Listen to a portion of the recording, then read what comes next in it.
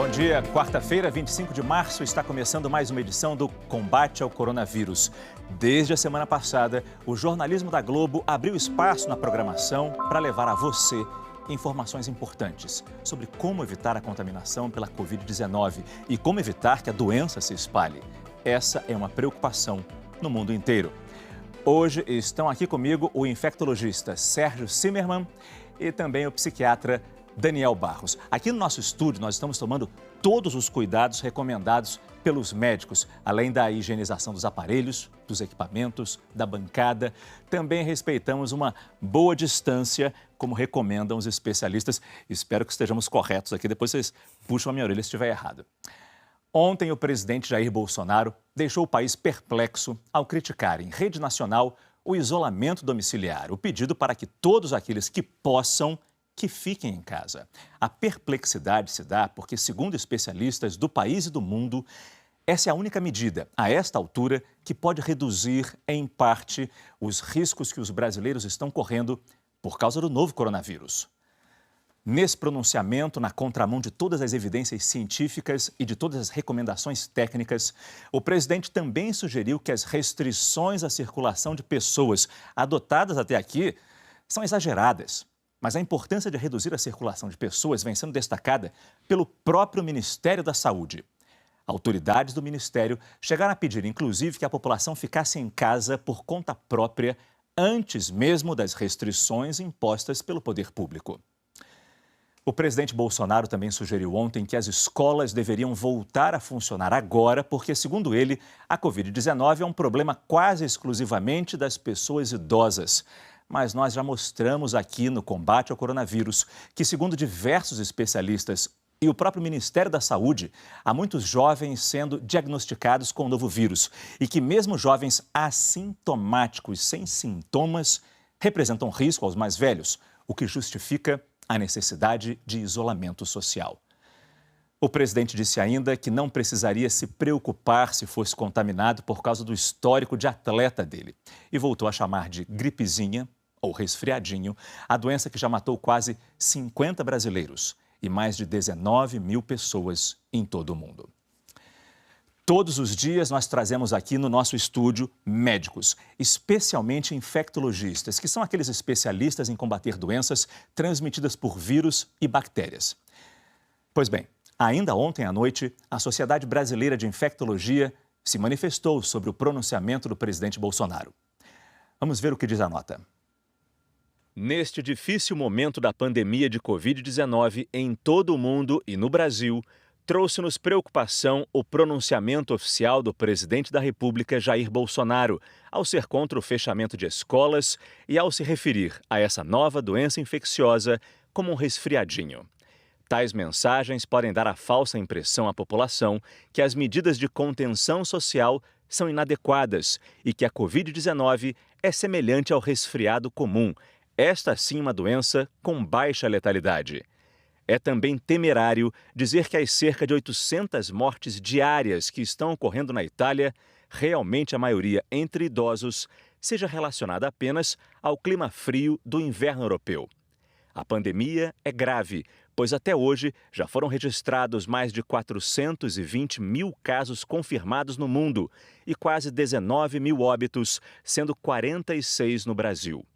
O Brasil está numa curva crescente de casos, com transmissão comunitária do vírus, e o número de infectados está dobrando a cada 3 dias.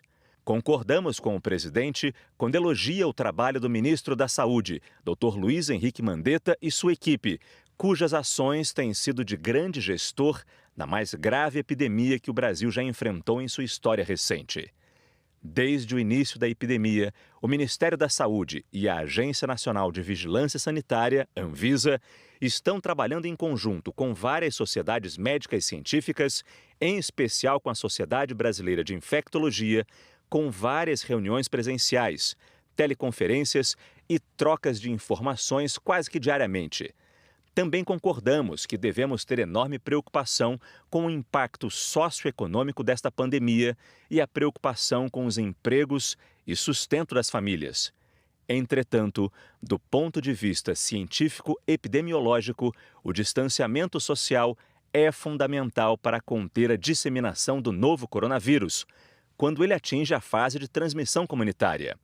Essa medida deve ser associada ao isolamento respiratório dos pacientes que apresentam a doença, ao uso de equipamentos de proteção individual pelos profissionais de saúde e à higienização frequente das mãos por toda a população.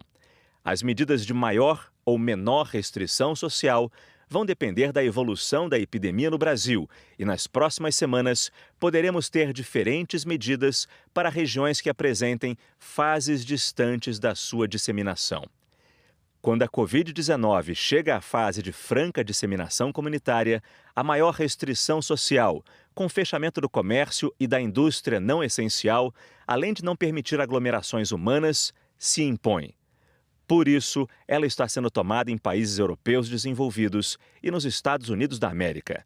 Médicos, enfermeiros, técnicos de enfermagem, fisioterapeutas e todos os demais profissionais de saúde estão trabalhando arduamente nos hospitais e unidades de saúde em todo o país.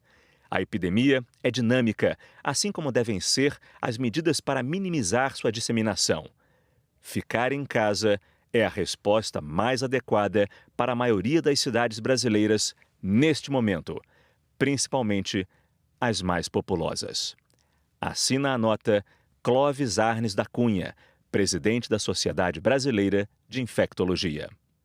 Os estados do Rio Grande do Sul e do Amazonas registraram as primeiras mortes confirmadas pelo novo coronavírus fora da região sudeste, elevando assim para 48 o número de mortes no Brasil.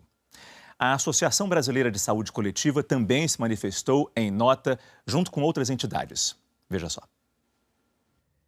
As entidades de saúde coletiva e da bioética consideram intolerável e irresponsável o discurso da morte feito pelo presidente da República na noite de 24 de março em cadeia nacional de rádio e TV. Nessa manifestação incoerente e criminosa, o senhor Jair Bolsonaro, no momento ocupante do principal cargo do Executivo Federal, nega o conjunto de evidências científicas que vem pautando o combate à pandemia da Covid-19 em todo o mundo, desvalorizando o trabalho sério e dedicado de toda uma rede nacional e mundial de cientistas e desenvolvedores de tecnologias em saúde. Nesse ato, desrespeita o excelente trabalho da imprensa e de numerosas redes de difusão de conhecimento, essenciais para o esclarecimento geral sobre a Covid-19, e desmobiliza a população a dar seguimento às medidas fundamentais de contenção para evitar mortes. Medidas estas cruciais, encaminhadas com muito esforço pelas autoridades municipais e estaduais, implementadas por técnicos e profissionais do SUS, os quais vêm expondo suas vidas para salvar pessoas. Além disso, comete o crime de infração de medida sanitária preventiva, a ser enquadrado no artigo 268 do Código Penal Brasileiro, ao desrespeitar determinação do poder público destinada a impedir introdução ou propagação de doença contagiosa. Nossas entidades representativas da comunidade brasileira de sanitaristas, epidemiologistas, planejadores e gestores de saúde, cientistas sociais e outros profissionais da área de saúde pública vêm a público denunciar os efeitos nocivos das posições do presidente da República sobre a grave situação epidemiológica que estamos vivendo. Seu pronunciamento perverso pode resultar em mais sofrimento e mortes na já tão sofrida população brasileira, particularmente entre os segmentos vulneráveis da sociedade. As instituições da República precisam reagir e parar a irresponsabilidade do ocupante da cadeira de presidente antes que o caos se torne irreversível. Assinam esta nota as seguintes entidades: Associação Brasileira de Saúde Coletiva, Centro Brasileiro de Estudos da Saúde, Associação Brasileira de Economia da Saúde, Associação Brasileira de Rede Unida, Associação Brasileira de Enfermagem, Associação Paulista de Medicina, Sociedade Brasileira de Bioética. Os secretários de Estado da Saúde do Brasil também se manifestaram sobre o pronunciamento do presidente Bolsonaro. Veja aí a nota. Assistimos estarrecidos ao pronunciamento em cadeia nacional do presidente da República, Jair Bolsonaro. É preciso demonstrar ao Brasil as suas consequências e a necessidade de que a população perceba a gravidade do momento que estamos vivendo. Temos, juntamente com o Ministério da Saúde, os municípios e a própria sociedade brasileira, empreendido uma intensa luta no enfrentamento da Covid-19. Luta que envolve trabalho, sacrifício, solidariedade, empatia, compaixão com o sofrimento das pessoas e que depende de maneira imprescindível do alinhamento de entendimento e de ações, assim como da união de esforços e de uma direção única e firme. Todas as decisões e recomendações do CONAS e do Ministério da Saúde têm se baseado em evidências científicas, na realidade nacional e internacional, e buscado inspiração nas melhores práticas e exemplos de condutas exitosas ao redor do mundo. É este o esforço que temos empreendido em defesa de nossa pátria e de nossos irmãos e irmãs brasileiros. É dessa forma, desassombrada e corajosa, na direção correta que queremos seguir, na missão de defender nossa gente. Não temos qualquer intenção de politizar o problema. Temos construído, sem dificuldade, independente de colorações partidárias, políticas e ideológicas, consensos para o bem do Sistema Único de Saúde, o SUS, e, sobretudo, com a saúde do povo brasileiro. Este é nosso compromisso. É isso que norteia nossas ações e esforços. Já temos dificuldades demais para enfrentar. Não podemos permitir o dissenso e a dubiedade de condução do enfrentamento à Covid-19. Assim, é preciso que seja reparado o que nos parece ser um grave erro do presidente da República. Ao invés de desfazer todo o esforço e sacrifício que temos feito junto com o povo brasileiro, negando todas as recomendações tecnicamente embasadas e defendidas, inclusive pelo seu Ministério da Saúde, deveríamos ver o presidente da República liderando a luta, contribuindo para este esforço e conduzindo a nação para onde se espera de seu principal governante, um lugar seguro para se viver, com saúde e bem-estar. Infelizmente, o que vimos em seu pronunciamento foi uma tentativa de desmobilizar a sociedade brasileira, as autoridades sanitárias de todo o país.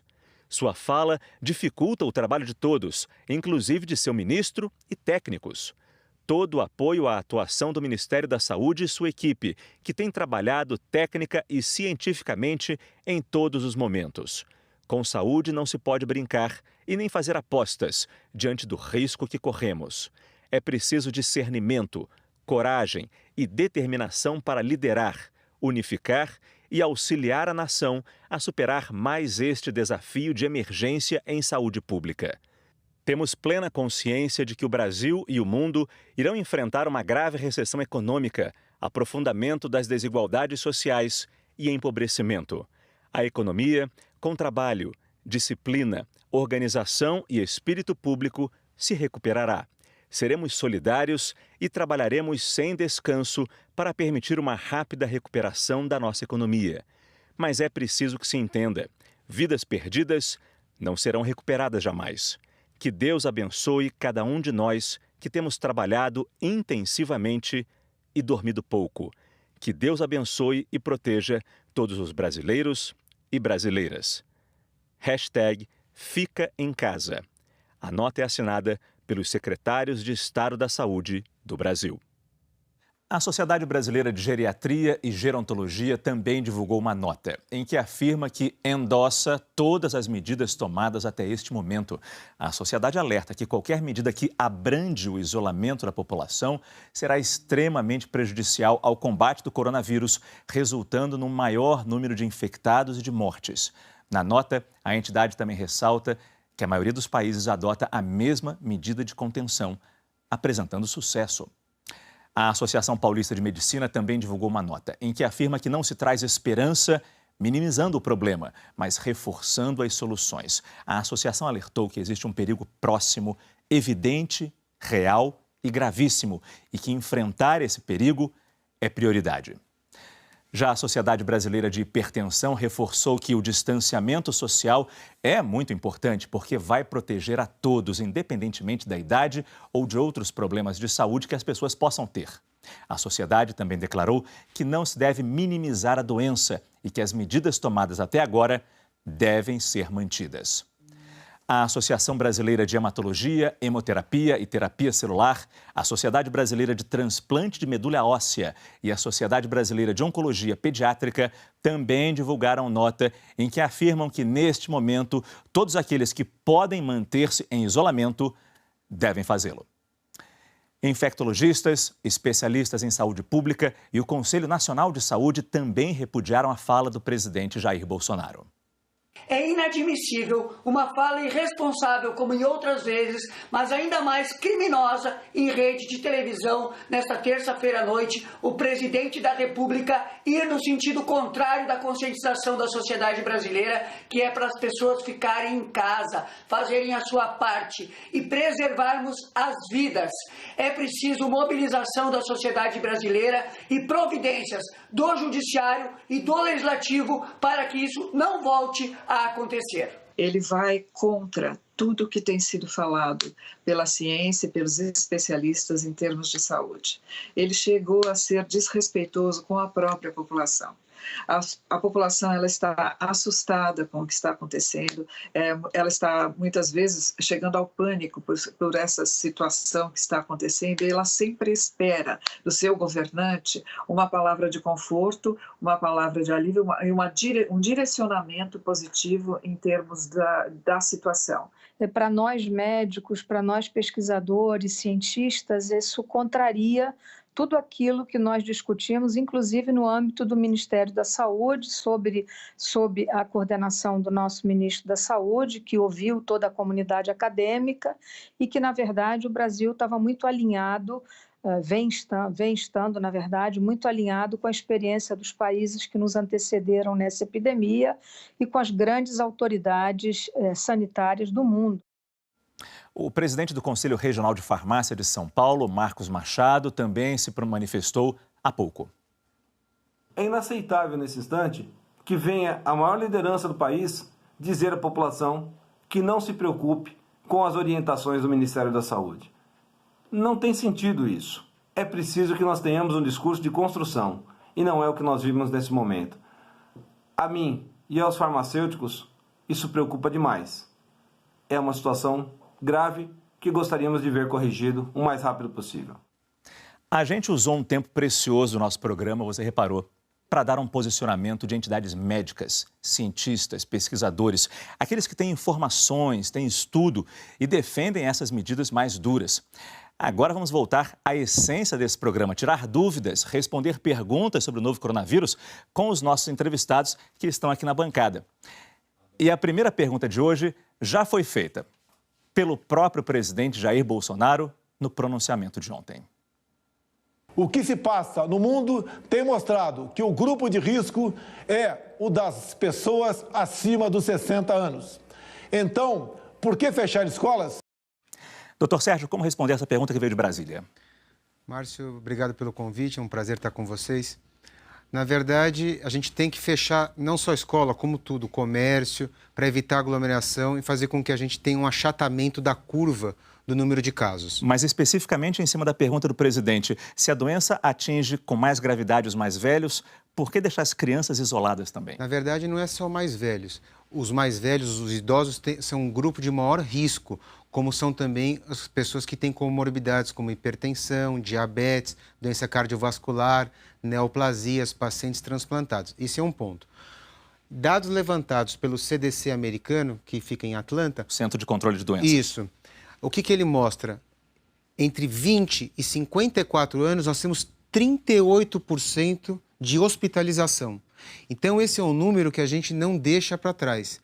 Na verdade, pode ser que mate mais, que vai ter maior letalidade no grupo de idosos de comorbidades. Mas isso independe, porque nós estamos vivenciando os nossos hospitais hoje, sobretudo em São Paulo e no Rio de Janeiro, morte de pessoas jovens também, além dos idosos. Eu tenho esse número aqui do estudo americano. Em primeiro lugar, vem o grupo das pessoas mais velhas, entre 65 e 74 anos, 23% de hospitalizações. Em segundo lugar, com 20% de hospitalizações, está o grupo a faixa etária entre 20 e 44 anos de idade, ou seja, muitos jovens hospitalizados também nos Estados Unidos. Mas desculpe insistir, porque a pergunta do Jair, de Brasília, é muito importante. Ele pergunta por que as crianças têm que ficar isoladas. Elas não estão no grupo de 20 a 44 anos. Porque elas podem, na verdade, ser portadoras assintomáticas e podem levar à transmissão. Porque nós estamos vivendo um momento de transmissão comunitária. A gente não vive aqueles primeiros casos dos pacientes que vinham de viagens internacionais. Quando a gente tem transmissão comunitária, é uma transmissão ampla. Então, o que a gente falava, que cada paciente transmite para cada 3. Nós estamos observando. Veja o número de casos que a gente está tendo no Brasil, diariamente está se triplicando esse número de casos e, consequentemente, isso vai levar a um maior número de óbitos lá na frente. Crianças praticamente não morrem nessa doença. Praticamente não morrem, mas elas são carreadoras de doença. Então, a gente tem que tomar cuidado. Então, você não pode abrir as escolas, a gente tem que fazer o confinamento para todo mundo, de uma maneira ampla e irrestrita. Eu creio que a população, pelo que eu vi esse final de semana, está começando a tomar consciência. Esse é um grande ponto. Mas eu queria fazer um apelo à população. Por favor, fique em casa. É importante, independentemente do que alguém fale, confie nos médicos do Brasil. Nós estamos trabalhando por vocês, acreditem. E nós vamos passar sempre informações verdadeiras. Não acreditem em fake news. Acreditem em nós, por favor. Doutor Daniel, é importante também a gente falar da questão da velocidade de transmissão da doença. Qual é a relação entre manter todas as pessoas em casa e evitar que esses casos explodam de uma forma muito rápida?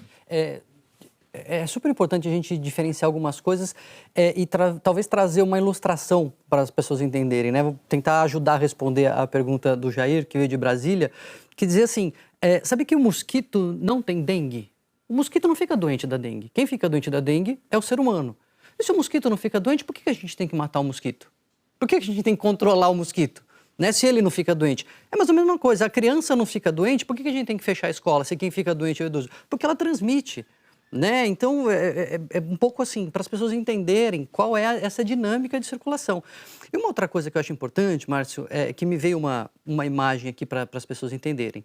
De fato, quem morre mais são os idosos. Não dá para mudar esse fato, assim, não dá para a gente negar essa realidade. Só que o fato de uma coisa não ser muito fatal não significa que ela não seja perigosa. Vou dar um exemplo também para as pessoas entenderem em casa. A maioria das pessoas que tomam um tiro não morre. Porque a pessoa pode tomar tiro no braço, tiro na perna, tiro não pega nenhum vaso essencial, mas não é legal tomar tiro, né? Apesar de as pessoas não morrerem, se está tendo um tiroteio, você vai para o meio do tiroteio? Eu vou para o meio do tiroteio porque a maioria das pessoas que tomam tiro não morre mesmo. É só um machucadinho. É a mesma coisa, tá tendo um tiroteio aí, tá tendo gripe para todo lado. A maioria das pessoas não morre, então eu vou lá para o meio também. Então, não tem sentido isso, né? Porque você se expõe ao grande risco. Então, toda essa volta para dizer, é importante as pessoas ficarem em casa para evitar essa disseminação e para as pessoas também não se colocarem em risco. As pessoas precisam saber que elas têm um risco, porque se elas não percebem que ela tem risco, elas não se protegem. E mesmo porque, se muita gente ficar doente ao mesmo tempo, o sistema de saúde não vai dar conta. Vai ter um colapso hospitalar e vai colapsar a saúde inteira. Nós vamos ter profissionais da área da saúde para também atender essa população. Então, nós temos que atender a população com o melhor critério, com a melhor disponibilidade e com os melhores equipamentos. Então, esse também é outro fator que a gente faz achatar essa curva fazendo esse bloqueio. Esse é um outro dado importante. A gente precisa trabalhar com esses casos que vão ser internados. Lembrando que, pelo que o Daniel comentou, 80% dos casos vão ser leves. Vão ser leves e você vai ficar em casa. Ficar em casa, pessoal, ficar em casa significa ficar em casa. Não é convidar o pessoal para comer pizza em casa, fazer uma festa com 10 pessoas. Isso é isolamento. Isolamento é você com a sua família na sua casa. E nada além disso, por favor. A questão dos atletas, o presidente disse que quando jovem era atleta e os sintomas nele seriam mais brandos se ele pegasse a doença. Atletas se contaminam também. Claro, atleta é um ser humano normal como qualquer um outro. O atleta, ele é mais... não é que ele tem uma melhor imunidade, ele tem outra capacidade respiratória. Então, pode até falsear quando a gente tem um cansaço, uma falta de ar, esse atleta. Quando um atleta fala que está com uma falta de ar, a gente fica acende uma luz mais importante. Mas isso independe. É uma doença que não privilegia mulheres, homens, crianças, idosos, pessoas com mais poder econômico, menos poder econômico. É uma doença igual para todo mundo. O Bom Dia Brasil mostrou o caso de um atleta, um nadador sul-africano, se eu não me engano, e que teve graves sintomas, sofreu bastante com os sintomas da doença. E também tem um tenista brasileiro, um jogador de basquete também, que também tiveram a doença e sentiram muito. Aliás, a gente tem a postagem desse tenista numa rede social, eu não sei se a gente tem imagens disso, vamos ver. E aí, galera, tô passando aqui para avisar vocês que eu acabei contraindo Covid-19. O meu resultado saiu hoje. Uns 10 dias atrás eu tive alguns sintomas, tive febre, fiquei um pouco gripado.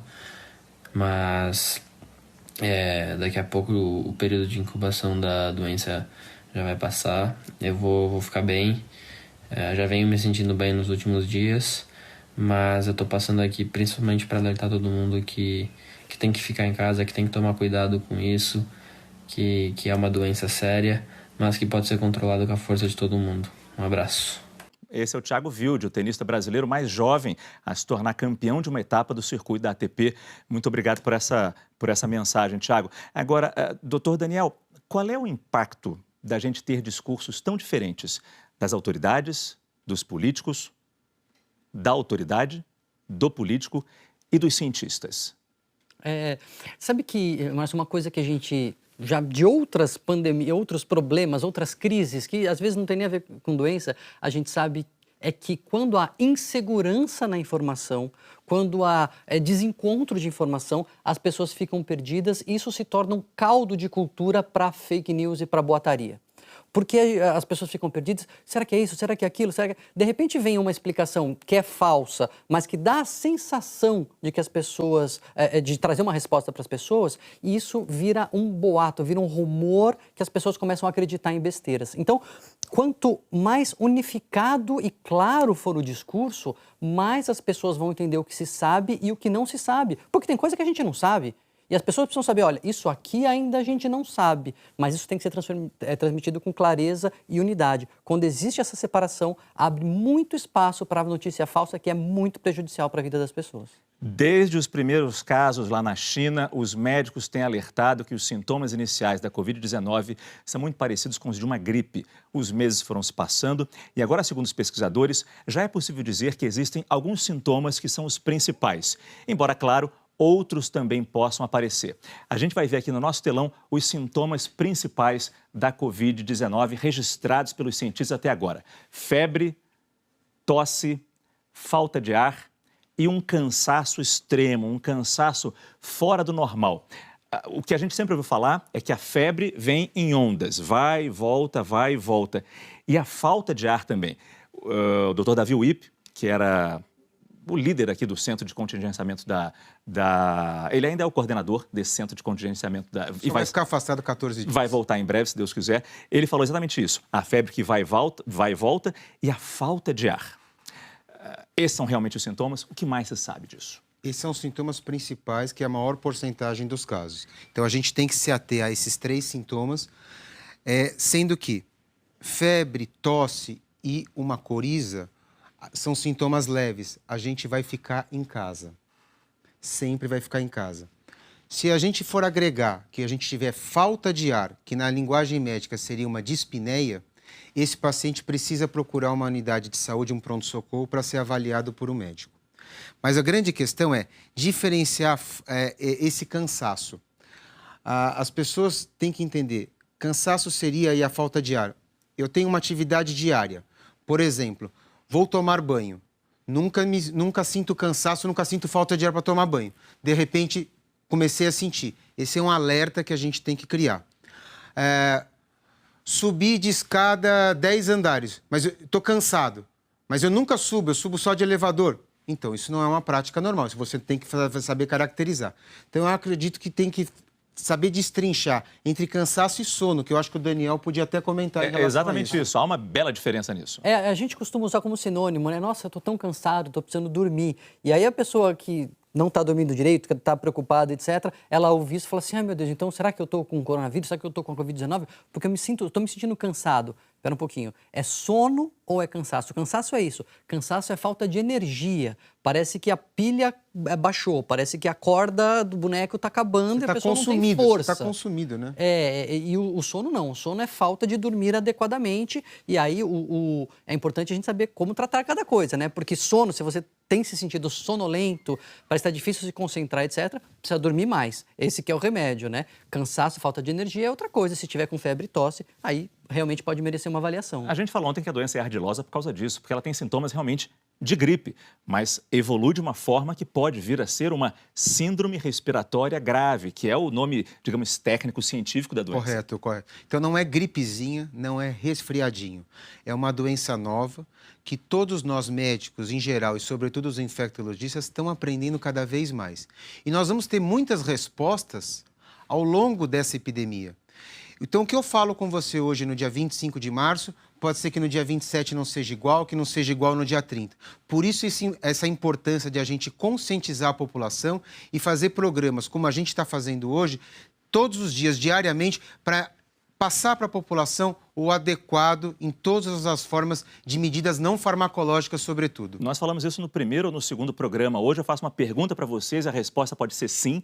E amanhã, com o avanço da pesquisa, a resposta pode ser não. Eu só queria enfatizar com o senhor, doutor Daniel, mais uma vez, a importância de se evitar que os casos subam muito rapidamente, porque é uma gripezinha que pode levar a colapso o nosso sistema de saúde, como aconteceu na Itália, quando os médicos estão tendo que escolher quem vai para a UTI, quem vai para o respirador, porque falta leito. E estamos falando da Itália, que é um país rico, ok, tem as suas características, que a gente até vai falar ainda. Como o presidente bem disse, a gente está usando os dados de comparação da Itália, que é um país muito idoso e com um clima diferente. Mas antes dessa próxima pergunta, qual é a importância de se evitar que essa gripezinha leve ao colapso dos nossos hospitais, públicos e privados? Pois aí eu posso falar como não infectologista. Nessa hora é bom não ser infectologista, porque eu lembro quando eu estava na faculdade passando pela moléstias infecciosas e a gente ficava assim, mas essas doenças são todas parecidas, eram várias doenças e todas davam febre, às vezes tosse, cansaço, etc. Tudo parecia gripe, só que são doenças diferentes. Era hepatite, era não sei o quê, arbovirose, eram doenças todas diferentes, mas todas têm alguns sintomas em comum. Então, a gente fica chamando de gripezinha uma outra doença. Essa não é uma doença equivalente à gripe. Ela tem sintomas em comum, né? Mas várias doenças têm sarampo, sei lá, o sujeito pode ter febre, coriza, etc. Então, a gente tem que ter essa noção de que essa é uma nova doença. E justamente, acho que a grande diferença dela, o doutor Sérgio pode me corrigir se estiver errado, é que, independente da gravidade e da letalidade, ela passa para muita gente. Ela passa fácil, ela passa muito rápido e muito fácil. E aí, talvez, de fato, o número de pessoas que vai morrer pode até ser o mesmo pequeno no longo prazo. Mas se a gente deixa correr solto, isso vai dar um pico de sobrecarga no sistema, porque muita gente vai ficar doente ao mesmo tempo. E aí as pessoas vão morrer até de outras coisas. Quem tomar um tombo no box do banheiro não vai ter UTI para ele, porque já a UTI está cheia de gente com Covid. Eu queria só fazer uma complementação, se me permitir. Veja que a Coreia do Sul e Singapura fizeram um bloqueio adequado e surtiu efeito. Foi no momento adequado. Veja que a Itália passa do tempo, a Espanha passa do tempo e a gente vê. E a gente vê que até os Estados Unidos, pela questão da política americana, também passa do tempo, que são os 3 países que estão sobrepondo, inclusive, a China. E quando a gente compara Coreia, Singapura, Japão, que fizeram o bloqueio, fizeram o confinamento, a quarentena em casa, a gente tem uma resposta efetiva. Será que no Brasil vai ser igual? Não sei. A gente torce que sim, só que a população tem que nos ajudar e os políticos não podem fazer comentários sem base científica. Deixa eu vir rapidamente aqui para o nosso telão, que a gente tem aqui os números do Ministério da Saúde, números confirmados pelas secretarias estaduais de saúde, totalizados pelo G1. Casos confirmados no Brasil, 2.271 casos de Covid-19 confirmados no Brasil até agora. E óbitos, 47. Doutor Sérgio, muito rapidamente, com esses números, a gente já pode dizer alguma coisa da nossa curva de infectados? A gente não tem como falar, mas a gente sabe que essa curva está aumentando exponencialmente e esses casos confirmados são subnotificados. Por quê? Porque nós temos um monte de exames aguardando o resultado, pela alta demanda. Então, eu tenho certeza que nas próximas semanas esse número vai aumentar sensivelmente. E nós tivemos vários óbitos que a gente não sabe a causa, que pode também ter sido por Covid-19. Então, esses óbitos também vão aumentar exponencialmente. Como o novo coronavírus entra no nosso corpo? Qual o caminho que ele percorre no nosso organismo? Para entender isso um pouco melhor, nossa equipe preparou essa ilustração. Veja aí.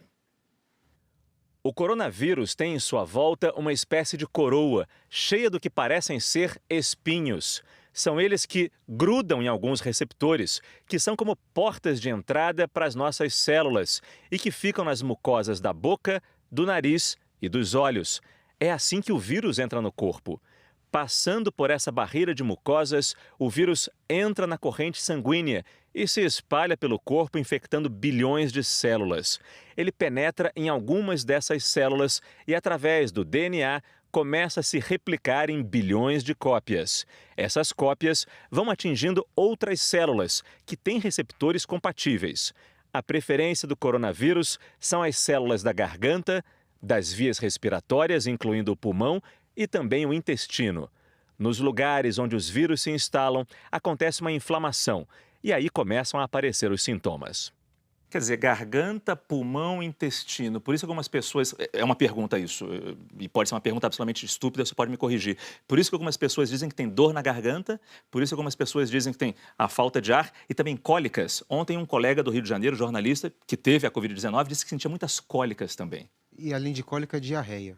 Pouquíssimos casos têm cursado com diarreia. A gente sabe que tem o vírus no material fecal, mas ele não tem um poder de infectividade. Esse é um outro dado também importante.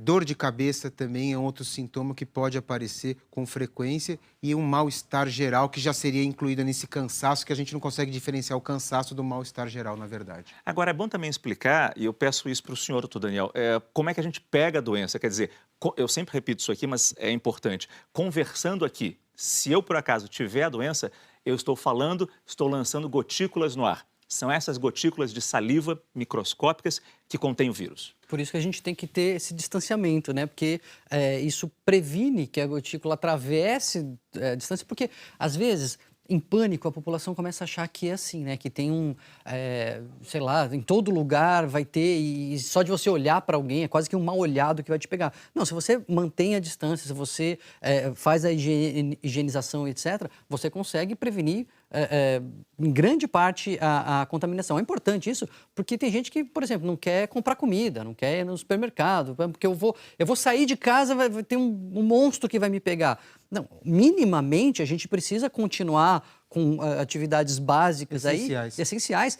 E mais, né? A gente fala para as pessoas, fique em casa, tem que ficar, é verdade. Mas você tem que ir no mercado, tem que ter alguém para te atender, tem que ter alguém levando comida para o mercado e etc. Então, e essas pessoas, se elas ficam em desespero, elas vão falar, não quero mais trabalhar. E aí que tudo, né, desmonta de vez. Bom, vamos continuar a conversa, mas a gente vai falar ainda da questão do supermercado, que é realmente muito importante, e dos produtos, dos objetos em si. Por isso que tem um álcool gel bem aqui, ó, tá vendo? Uma das maiores preocupações com a Covid-19 é com os moradores das comunidades mais pobres do Brasil. Nesses lugares, com muita aglomeração, é grande a possibilidade de uma expansão rápida do novo coronavírus. Sobre isso, a gente vai para o Rio de Janeiro conversar com a repórter Larissa Schmidt. Larissa, bom dia para você mais uma vez.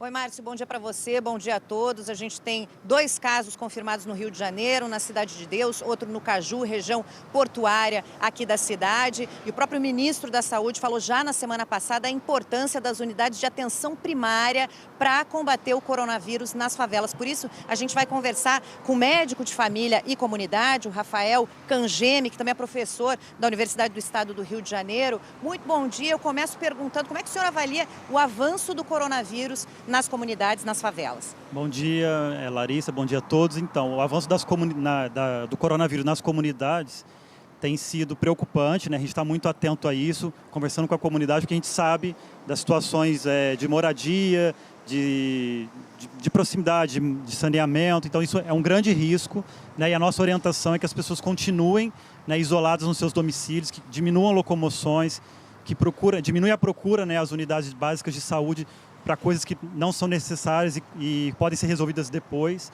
né? E caso de algum sintoma, qualquer coisa que possa aparecer em relação a sintomas gripais ou necessidades que são agudas de saúde, né, como outros sintomas, outras doenças que estão circulando, né, que vai ter a gripe, vai ter tuberculose, tem as doenças sexualmente transmissíveis, então que procurem as unidades para esses casos mais agudos. Como é que vocês se organizaram na sua comunidade? Primeiramente, vocês convocaram a população, passaram informações e como é que se estruturaram na própria unidade de saúde? Sim, então, antevendo já um pouco esse processo, na semana passada a gente se reuniu com a Associação de Moradores das 3 comunidades que a gente atende ali no bairro do Catumbi, aqui no centro do Rio, e conversamos com a Associação de Moradores, com as pessoas ali responsáveis, com os informantes chaves, e aí a gente conseguiu, junto com essa população, que os baile funks, campeonatos de futebol, tudo isso fosse adiado para um momento posterior, né, porque foi entendido que há um risco grave de adoecimento da população e se isso acontecer vai gerar grandes problemas ali. E o pessoal tem respeitado essa orientação? Sim, o pessoal tem respeitado, divulgaram comunicados para as comunidades, para a pessoa da população, e isso tem sido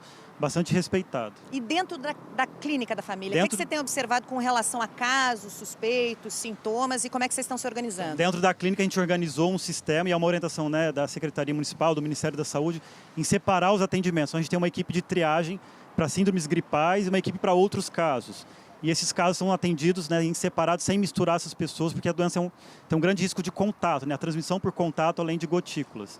Então, a gente está priorizando esses atendimentos dessa maneira. Vocês conseguem manter as pessoas com sintomas distantes uma da outra? E qual é a importância dessa distância? Sim, a gente está mantendo o distanciamento de 1 metro, 1,5 metro das pessoas no atendimento. Os profissionais que estão realizando atendimento estão usando, né, os EPIs, né, necessários para esse atendimento e orientando as pessoas para não ficar expostas ali o tempo todo.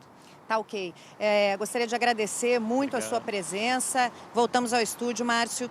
Larissa, muito obrigado pela sua participação. Agora, só uma curiosidade. Qual é a distância que você está aí para o doutor Rafael? A gente achou bem distante aqui, né? Olha, Márcio, eu estou adotando a distância de 1 metro, 1,5 metro em todas as entrevistas que eu faço, dentro da redação, em qualquer tipo de contato que eu tenho. Claro que dentro da minha casa é diferente, depois de tomar todas as providências de higienização, tirar minha roupa na entrada de casa, colocar para lavar automaticamente, tomar banho, daí que eu tenho contato com meu marido, com a minha filha, ainda com certo distanciamento. Mas o doutor estava me explicando exatamente por que é importante manter essa distância, porque o vírus, ele não se propaga no ar, mas ele se propaga por saliva. E aí eu gostaria de pedir para o senhor, por favor, repetir a informação, por que essa distância? Porque quando a gente conversa, essa saliva pode soltar, né, doutor? Sim, então a questão da transmissão do vírus é por gotículas, né? Então, a questão da distância é que a gotícula ela pode atingir até 1 metro, 1,5 metro, por isso é recomendado essa distância. Além da questão do contato, né? Se a gotícula cai numa superfície, você vai lá e toca e bota em contato com mucosas, você acaba podendo se infectar pelo vírus, por isso a necessidade de estar higienizando as mãos, né? A gente sabe que nas populações mais vulneráveis, a gente não tem álcool gel, não tem o álcool 70, lembrar que o sabão e a água são os mais importantes, né, para esse processo todo, mas também é bom alertar que as comunidades têm sofrido com falta de água, né? E aí como é que a gente faz uma orientação básica, mínima, para esses casos, né? Agora, Márcio, eu acho que é importante a gente abordar nessa entrevista também, o doutor falou aqui em isolamento. Teve uma pesquisa divulgada por uma ONG aqui no Rio de Janeiro, baseada no censo, no último censo, que diz que na região metropolitana, cerca de 300 mil casas, 300 mil habitações, tem mais de 3 pessoas dormindo num único cômodo. Então eu pergunto para o professor, como é que se mantém um isolamento dentro de uma realidade das nossas favelas? Então, a nossa orientação tem sido, sabendo de toda essa realidade, né, que se tiver uma pessoa sintomática respiratória, né, com síndrome gripal, que essa pessoa seja isolada num quarto, não tendo a possibilidade desse quarto de isolamento, que ela conviva no ambiente com outras pessoas, mas de máscara. E tendo possibilidade, tendo idosos nessa casa, ou pessoas imunossuprimidas, gestantes, a gente está orientando que elas vão para casa, que elas possam ir para a casa de outros parentes, né, onde não tenham pessoas com sintomas, para que se protejam e evitem esse processo aí de adoecimento. E agora, diante dessas situações em que as casas, muitas vezes, têm apenas um cômodo, as máscaras estão em falta, quer dizer, as recomendações não estão sendo seguidas na prática por falta desse material, o que é que o senhor diria? É bem preocupante essa situação, né, da falta de EPIs, principalmente, né, a gente tem verificado isso para os profissionais de saúde também, a gente sabe da falta generalizada e é importante ter essa proteção e se vacinar contra a gripe agora também, que está rolando a vacinação nos postos. Políticas públicas e respostas imediatas, né, Márcio? Excepcional, Larissa. Agradeço muito ao Dr. Rafael por ter participado aqui do nosso combate ao coronavírus. Excelentes explicações. Obrigado mesmo. Desde o início da pandemia do novo coronavírus, muitas grávidas têm tido dúvidas sobre como deve ser o parto. E mães no pós-parto também se preocupam com a amamentação. Então, a gente volta agora ao Rio de Janeiro para conversar com a ginecologista e obstetra, doutora Beatriz Nóbrega, mestre pela Universidade de São Paulo. Doutora Beatriz, bom dia para a senhora. Muito obrigado pela sua participação aqui no nosso programa. Começando com a pergunta bem simples, doutora Beatriz. Grávida, se por acaso for infectada pelo novo coronavírus, esse vírus pode passar para o feto? Tá. Oi, Márcio, bom dia a todos. Então, diferente das últimas infecções respiratórias, das últimas epidemias que a gente teve, a grávida não parece ser um grupo de risco para sintomas respiratórios graves, né?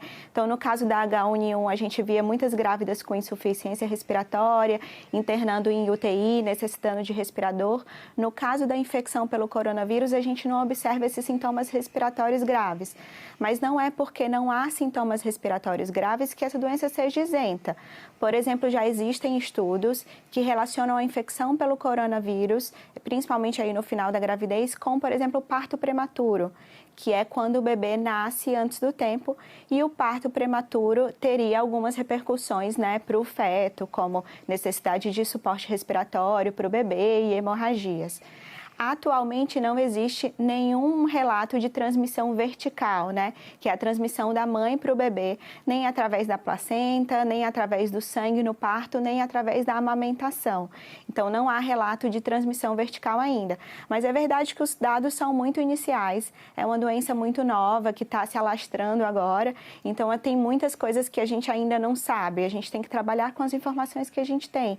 Mas existem algumas coisas que a gente ainda realmente não sabe. Em cima disso que a senhora falou do parto prematuro, da possibilidade de ter um parto prematuro, para as suas pacientes, desculpe perguntar, a senhora recomenda que essas mulheres fiquem em casa no período final da gravidez, evitem ir para a rua, se isolem? Claro. Isso, claro. Não é porque não há repercussões respiratórias graves que as grávidas devem contrair o coronavírus. O ideal é que nenhuma mulher contraia nenhum tipo de doença infecciosa durante a gravidez. E assim como o Sérgio e o Daniel falaram, ninguém quer pegar essa doença. O risco de mortalidade é baixo em pacientes jovens, como são as grávidas, mas existe um pequeno percentual que pode evoluir para casos graves.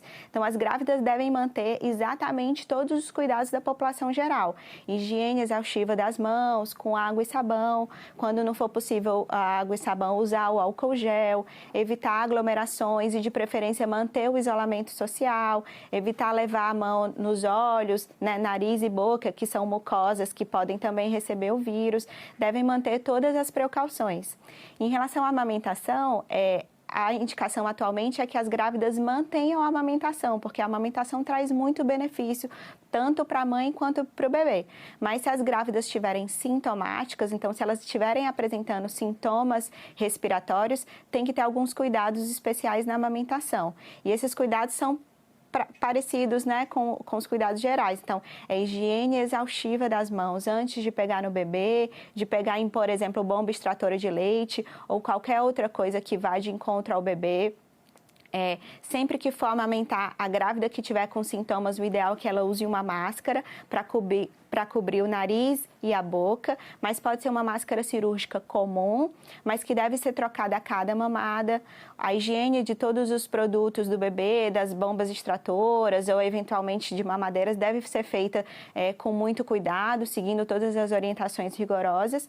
E no caso de amamentação em mães que estão com sintomas e que não estão se sentindo bem, essas também podem fazer a extração do leite e pedir para uma pessoa saudável oferecer esse leite para o bebê. Doutora Beatriz, que informações importantes. Muito obrigado. E eu me despeço relembrando aqui as datas do período de vacinação da gripe para as mulheres grávidas e também para as que acabaram de ter bebê. Vai ser entre o dia 9 e 22 de maio. Mulheres grávidas e que acabaram de dar à luz podem se vacinar contra a gripe entre os dias 9 e 22 de maio. Todos os dias nós temos procurado dar dicas de vários especialistas aqui. Um deles é o médico Alberto Chebabo, infectologista da Universidade Federal do Rio de Janeiro. Nós já falamos sobre as crianças que estão em casa. E a dica de hoje, do Dr. Chebabo, vale exatamente para elas e para os adultos também. Veja só. Em relação às crianças, né? Agora as crianças ficam em casa, né? As escolas estão fechadas. Uma forma de entreter essas crianças é fazer atividades ao ar livre. Mas, idealmente, essas atividades sem muita aglomeração. Pode levar para a pracinha, né? Então, para o parque, para o play, mas também, de novo, sem muita aglomeração, sem muitas crianças juntas, né? Em horários alternativos, onde tenham menos pessoas ali. Os esportes que não são de contato, não tem problema, né? Então, jogar tênis, né? São esportes que não têm contato físico. Alguns outros esportes que não tenham essa característica de contato, né? Natação, corrida, né? Tudo isso pode ser feito com as crianças sem muito problema. Vamos agora para as suas perguntas. Você que mandou pelo hashtag o Jogo da Velha, Pergunta Corona. As perguntas estão aqui. Eu começo com o Dr. Daniel e a pergunta do Marcos. Como lidar com a ansiedade numa pandemia? A ansiedade, Marcos, a ansiedade, ela vem realmente trazer essa aflição, né? Com a gente com medo, será que eu pego, será que eu não pego?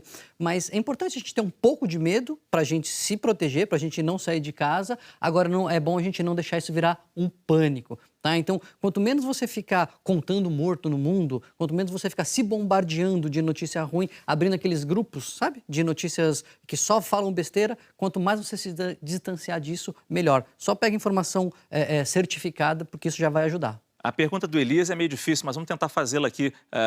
Doutor Sérgio, o vírus da Covid-19 pode circular no ar como a poeira? Não. Quer dizer, quanto tempo ele fica em suspensão? Eu conversando aqui, a gotícula foi. Em quanto tempo essa gotícula fica voando aqui? Isso pode ficar algumas horas, mas vai ficar, como ela é pesada, ela vai se sedimentar e vai cair para o solo. Na verdade, o que a gente tem que ter em mente é o que nós já sabemos. É evitar a tosse, o espirro, fazer etiqueta respiratória, que isso que vai propagar a doença, que são as gotículas, que são os chamados aerossóis. E se por acaso a gotícula cair na mesa, é aquele perigo, né? No que eu encosto na mesa, o vírus veio para minha mão.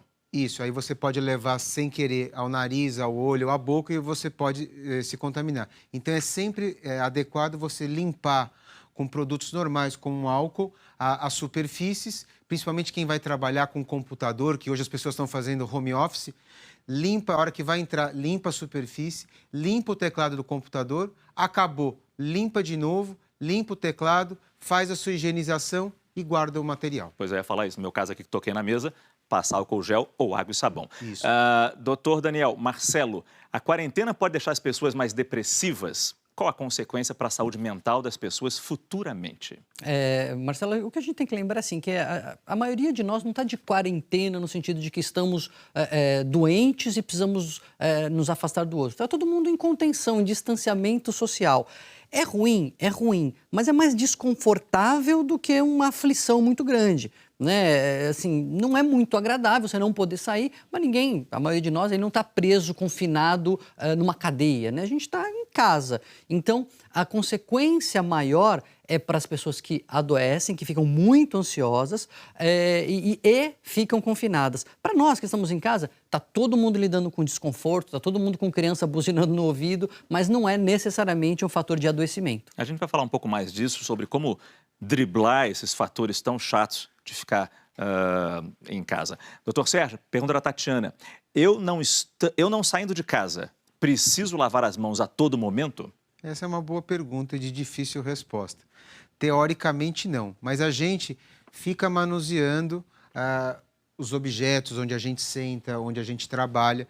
Então, adequadamente, quando for possível, você lavar as mãos por pelo menos 20 a 40 segundos com água e sabão. Não precisa ser também mais o álcool gel. O álcool gel é um diferencial que você tem também para fazer essa limpeza, essa asepsia. Mas só para ficar claro, o vírus não brota. O vírus vem de fora, alguém trouxe o vírus para dentro de casa. Então, você não precisa ficar nessa neurose. Aqui a questão é o seguinte...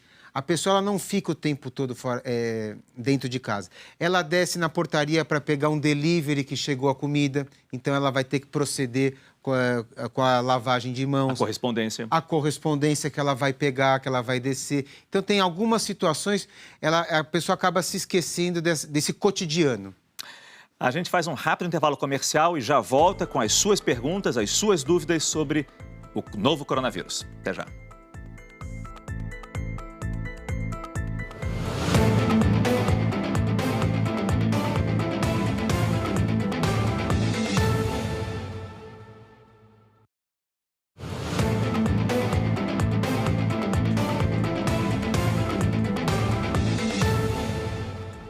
são 11h04, estamos de volta com o combate ao coronavírus. É importante aqui atualizar o nosso telão, que a todo momento esses números vão sendo atualizados, eles mudam, então é importante passar para você os dados mais recentes. De casos confirmados pelas secretarias estaduais de saúde do país, 2.274. E o número de óbitos, nós começamos com 47 registrados no telão e agora tem 48 óbitos, que veio aqui para o telão aquela morte registrada no Rio Grande do Sul.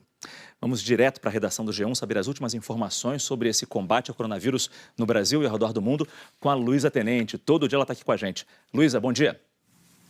Bom dia, Márcio. Hoje eu falo de novo daquele levantamento de uma universidade norte-americana. Hoje ele mostra que mais de 19 mil pessoas morreram ao redor do mundo por causa do novo coronavírus. E quase 110 mil pegaram a doença e conseguiram se recuperar. Agora, alguns destaques. Na Espanha, a situação continua muito grave. Mais de 700 pessoas morreram nas últimas 24 horas. Já são mais de 3.400 mortes, um número maior do que na China. Mais de 3 mil pacientes internados na UTI. Diante disso, o exército espanhol pediu ajuda para a OTAN, a aliança militar entre algumas potências, pediu kits de teste, ventiladores respiratórios e equipamentos de proteção. Na Índia, começa hoje o período de isolamento para mais de 1 bilhão de pessoas. Esse número é alto, claro, por causa da população do país.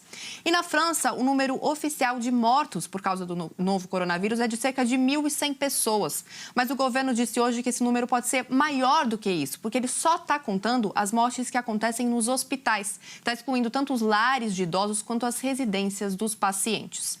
E na Malásia, a maior fabricante de máscaras do mundo disse que o produto vai entrar numa escassez crônica, vai faltar máscara. Isso porque a fábrica está operando abaixo da capacidade, a demanda está muito alta e o preço tende a subir.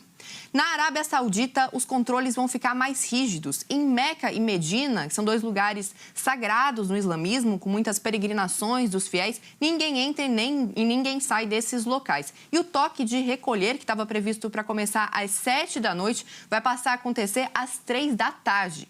E no Irã, o governo prevê uma segunda onda de contaminação por causa do coronavírus. Isso porque as pessoas não estão obedecendo a ordem de ficar em casa.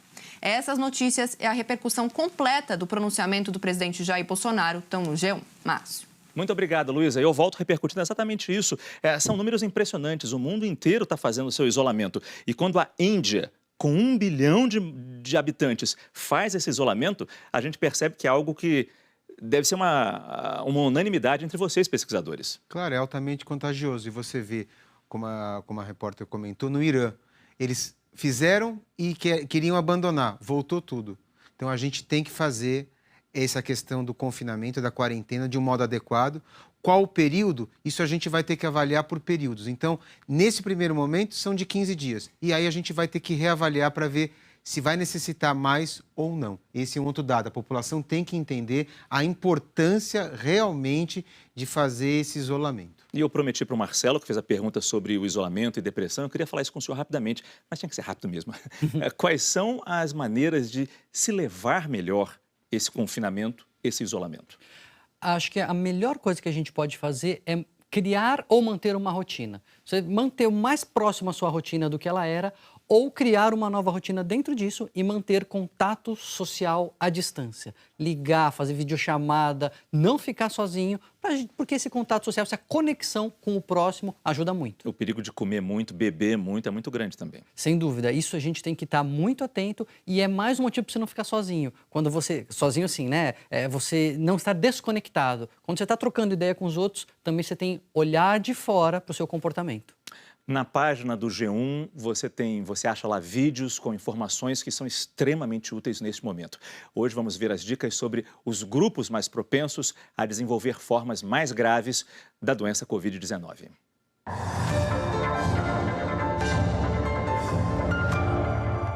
A gente vai falar sobre aqueles grupos vulneráveis, de risco de desenvolver formas graves do coronavírus. Os pacientes que têm diabetes, eles têm uma alteração no seu sistema de defesa, no seu sistema imunológico. Eles têm uma lentificação para atacar e destruir algumas bactérias e vírus. E isso faz com que o coronavírus se sinta muito à vontade para causar uma infecção mais grave. Aqueles que têm problema no coração e na pressão passam a sofrer porque o vírus age especialmente no coração, deixando ele mais enfraquecido, tendo dificuldade de bombear o sangue para todas as partes do corpo. As pessoas que têm problema no seu coração ou problema na pressão devem ficar muito atentos se tiverem sinais de nariz entupido, dor de garganta e febre. Caso evoluam com piora desses sintomas, febre que não baixa, desconforto para respirar, com falta de ar e, ao mesmo tempo, aparecimento de arroxeamento das unhas e lábios, devem procurar imediatamente uma unidade de saúde próxima. Esses grupos devem se proteger evitando circular em locais públicos, pelo menos nas próximas semanas, e devem evitar receber visitas ou compartilhar alimentos com as pessoas no seu entorno, mesmo dentro de casa. É muito importante para que todos os pacientes que tenham pressão alta, que tenham diabetes, controlem as suas doenças de base, usando devidamente e corretamente as suas medicações e evitem estar circulando em público. Procurem se resguardar nas suas casas.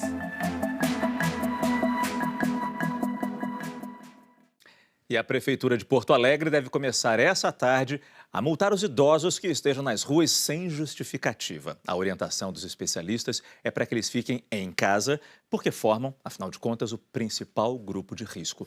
A Daniela Ungaretti conta pra gente toda essa história ao vivo. Daniela, bom dia para você. Oi, Márcio, bom dia a todos vocês. É uma medida extrema adotada aqui em Porto Alegre, está num decreto que vale por 30 dias, porque mesmo com todos os apelos feitos pela Prefeitura e pelos especialistas em saúde, ainda se vê muitos idosos nas ruas. Então, essa ação vai começar hoje à tarde, num primeiro momento com orientações, mas aqueles idosos que estiverem nas ruas sem necessidade, sem justificativa, podem ser multados em até R$ 429. Só vai ser permitido sair de casa para atividades estritamente necessárias, como compras em mercados, em farmácias, atendimento médico, hospitalar e também para se vacinar contra a gripe. A vacinação para os idosos começou hoje, aqui em Porto Alegre, com mudanças. Está sendo feita em farmácias e não nos postos de saúde para evitar que os idosos tenham contato com outras pessoas que possam estar contaminadas com o coronavírus. Então, os idosos que precisarem sair de casa devem levar um documento de identificação para, caso sejam abordados, seja feita a checagem da idade pelos agentes de fiscalização da Prefeitura. Quem não tiver como comprovar, vai ser acompanhado até em casa. Essa medida de distanciamento social não se aplica aos trabalhadores da área da saúde, da segurança e também de outros serviços essenciais. E como você disse há pouco, aqui em Porto Alegre, a gente teve a confirmação da primeira morte por coronavírus no Rio Grande do Sul. Foi uma informação divulgada e confirmada inicialmente pelo prefeito Nelson Marquesa Júnior, uma idosa de 91 anos que estava internada desde segunda-feira num hospital de Porto Alegre. O Rio Grande do Sul tem hoje 112 casos confirmados. Márcio. Muito obrigado, Daniela. Bom trabalho para você aí no Rio Grande do Sul. Cascavel, no interior do Paraná, tem toque de recolher para a população. A gente vai conversar ao vivo com o repórter Cícero Bittencourt. Cícero, bom dia. A Prefeitura aí adotou um sistema de pulseirinha, né, para dizer quem está mais indicado a ter tido a doença ou não. Bom dia. Oi, Márcio, bom dia para você e para todos. É isso mesmo, essas pulseiras estão sendo colocadas primeiro nas pessoas que chegam em Cascavel. São duas pulseiras, vou mostrar aqui, uma amarela e uma vermelha. Já já eu explico o que elas significam. Antes, eu só queria mostrar que foi colocado aqui também um bloqueio sanitário. Os veículos que vêm para cá, para Cascavel, que entram na cidade, são parados. Os fiscais da Vigilância Sanitária conversam com o motorista, medem também a temperatura do corpo. Se por acaso alguém tiver com algum sintoma que possa levar a uma suspeita da Covid-19, essa pessoa então recebe essa pulseira amarela e não pode retirar a pulseira enquanto estiver na cidade. Além disso, todos os moradores de Cascavel que fizeram o teste para saber se estão ou não com o novo coronavírus também precisam usar essa pulseira amarela de identificação. Já quem teve o caso confirmado, são 2 por enquanto aqui na cidade, tem que usar a pulseira vermelha. Essa intenção da Secretaria Municipal de Saúde é para tentar controlar e rastrear os casos suspeitos e confirmados da doença. Isso porque a Prefeitura recebeu nos últimos dias várias denúncias de pessoas que deveriam estar em quarentena, aguardando o resultado dos testes em casa, mas que saíram às ruas não respeitando aí as regras de isolamento.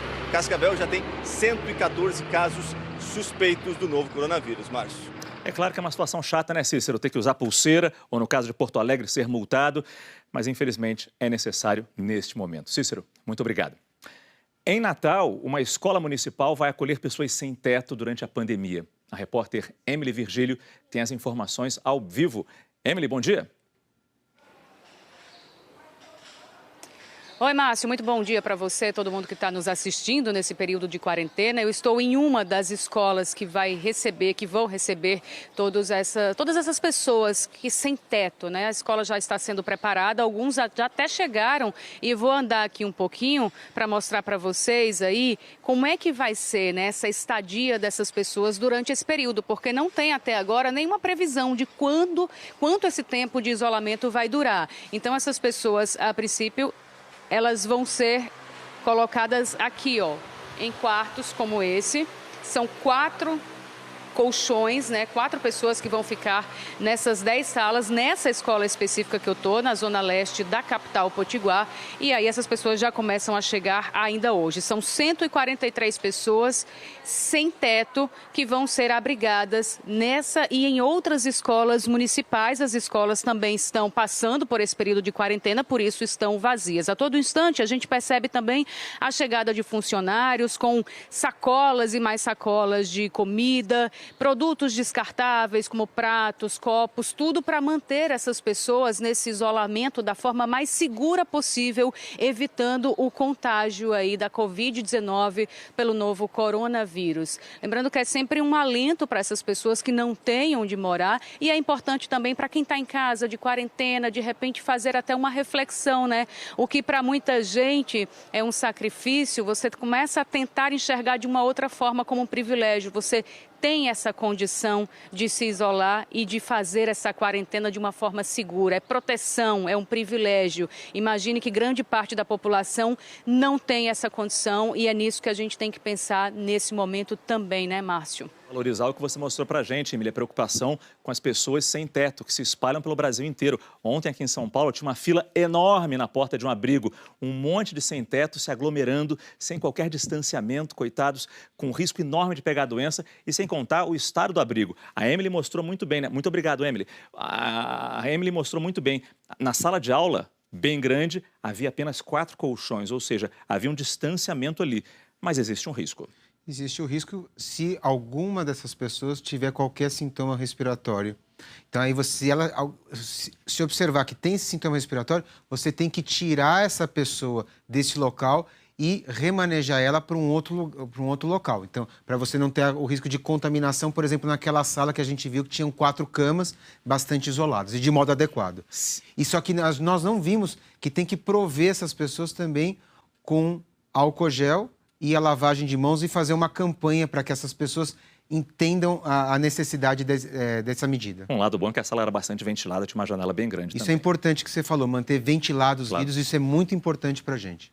A Associação Paulista de Supermercados informou que houve uma redução nas compras físicas e um aumento de, vejam só, 74% nas vendas online e por telefone na última semana. Todo mundo em casa, comprando online, quem pode, é claro. E é sobre as compras nos supermercados que a gente vai falar ao vivo agora com a repórter Ananda Apple, porque as pessoas ainda têm muita dúvida sobre o que fazer com as compras que chegam do supermercado, né, Ananda? Bom dia para você. Bom dia, Márcio. Sem alarme, mas com cuidado. A gente pegou algumas dicas com o infectologista do Instituto Emílio Ribas, Dr. Jamal Suleiman, que nos disse o seguinte: de uma maneira geral, não precisa desinfetar as compras que você faz. Mas se você estiver no supermercado, vê que alguém tossiu, espirrou, botou a mão depois de espirrar em cima de algum alimento ou superfície que você acabou tocando, vá na parte de hortifruti granjeiros, que em geral tem uma pia com sabonete, com álcool gel. Se não tiver no supermercado, sempre o seu tubinho de gel na bolsa ou na mochila. Os produtos que você compra, tipo arroz, feijão, café, açúcar, bolacha, lava a mão antes, na hora de guardar, abre o pacote, guarda lá no seu pote preferido e depois lava a mão de novo. Os outros que estão em embalagens fechadas não precisa tudo isso. Ovos. Ovo não precisa lavar, que ele já tem uma película natural de proteção. Mas não deixe na porta da geladeira, que se abre e fecha, principalmente agora que está todo mundo em casa, comendo muito mais, criançada, a temperatura fica muito instável. Então, ovo se guarda na parte interna da geladeira para manter a temperatura. As frutas que você comprar, dá para lavar assim com água, sabão, escovinha, esponja, mas se você ficar meio desconfiado e quiser assim desinfetado total, você usa água sanitária na proporção de 1 colher de sopa para 1 litro de água, deixa pelo menos 10 minutos. Como já está diluído, não precisa enxaguar. Depois seca e pode comer. Só não pode lavar frutas como morango, caqui, pêssego, a não ser na hora de consumir mesmo. Márcio, mais um pouquinho para a Lurdinha lá de casa aprender. Só que agora ela está na casa dela aprendendo tudo isso, apesar dela já fazer a melhor limpeza do mundo, tá, Lurdinha? Márcio, quando ela voltar a trabalhar, vai colocar tudo isso em prática, como sempre. Lurdinha já pode pedir aumento de salário, levou esse belíssimo elogio da patroa. Ô, Ananda... Pelo amor de Deus, vale isso, hein? Ananda, muito obrigado pelas suas explicações, excelentes explicações. A gente vai direto aqui para o nosso telão, porque as perguntas não param de chegar no hashtag Jogo da Velha. Pergunta Corona, já tinha esquecido. O Lucas, depois de lavar as mãos ou de limpar com álcool gel e imediatamente levá-las ao rosto, corro algum risco? Não tem que levar ao rosto nunca, né? Nem limpo, nem sujo. Teoricamente, não. Então, se você fez a higienização, você próprio levar, você não vai se contaminar. Teoricamente, você está livre de qualquer risco. Stephanie, tomo antidepressivos. Tem alguma restrição quanto a isso, doutor Daniel? Sou o grupo de risco. Não, o que a gente tem orientado agora é, se toma antidepressivo, não para de tomar antidepressivo, não pare seu tratamento, porque é um momento diferente, um momento estressante. A gente pode agravar se a gente parar, enfim, interromper a medicação por conta própria. A Andresa tem uma pergunta importante nesse momento que a gente fala tanto de ficar em casa, do isolamento. Tenho uma bebê de 2 meses e meio e preciso levá-la para as vacinas de rotina, tá certo? E também é um pediatra. O que fazer? Claro que você tem que fazer, seguindo todos os critérios que a gente tem passado. É importante que essas consultas periódicas que as pessoas tenham, que elas vão fazer. O que está abolido é, por exemplo, as cirurgias eletivas. Isso não tem por que fazer, só nos casos graves que a gente faz cirurgia. Então, ir numa consulta médica, fazer a vacina de um bebê, fundamental, porque você vai prevenir outras doenças dessa criança. É aquilo, sair de casa para o essencial. Quem puder, fique em casa, mas sempre tendo essencial. Um compromisso essencial, como vacinar contra a gripe, os idosos com mais de 60 anos e os profissionais de saúde neste momento, sim, podem e devem sair de casa. Fundamental. Mas voltar direto para casa depois. Sim, sempre. A gente faz um rápido intervalo comercial e já volta com outras informações no nosso combate ao coronavírus. Até já.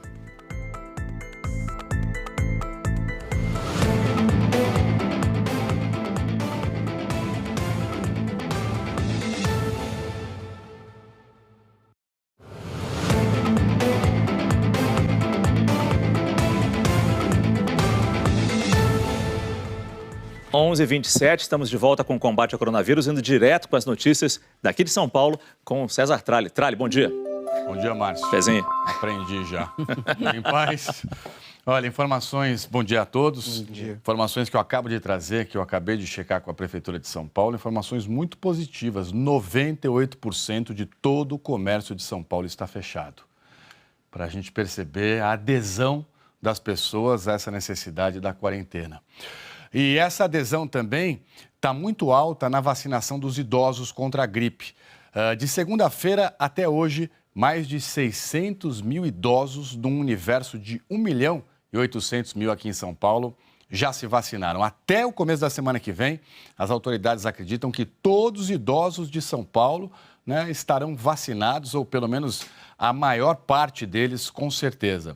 E interessante que aqui em São Paulo está dando muito certo, Márcio, o esquema drive-thru. Então tem posto de saúde por toda a cidade, pela periferia, fazendo esse esquema de chega rapidinho de carro, vacina e vai embora. E tá rápido mesmo. Olha isso aí, ó. Está levando menos de 1 minuto por pessoa. A orientação é que as pessoas tragam o cartão do SUS e também a carteirinha de vacinação. Mas mesmo sem esses documentos, só com o RG, o pessoal já toma a vacina. Aqui em São Paulo, você acabou de me perguntar se está faltando vacina. Não. Porque ontem em algumas cidades, Guarulhos, Diadema... Em várias cidades do estado de São Paulo, sim. Na maioria até, infelizmente. Mas na capital, felizmente, não está faltando vacina. Tem vacina em todos os postos e o pessoal está conseguindo se vacinar rapidamente. Tem uma preocupação muito grande aqui, que é uma notícia importante de São Paulo, que é com relação à população sem teto. Então, estão sendo construídas pias de concreto em locais específicos, até tem umas imagens aí para a gente ver, pias de concreto, tá vendo? Para que a população sem teto consiga lavar as mãos, vão disponibilizar sabonete também. E é claro, né, que essa é uma questão extremamente preocupante, porque em São Paulo hoje a gente tem mais de 24 mil pessoas que estão nessa situação de sem teto. Um aumento grande em relação ao que era nos últimos anos por conta dessa crise econômica.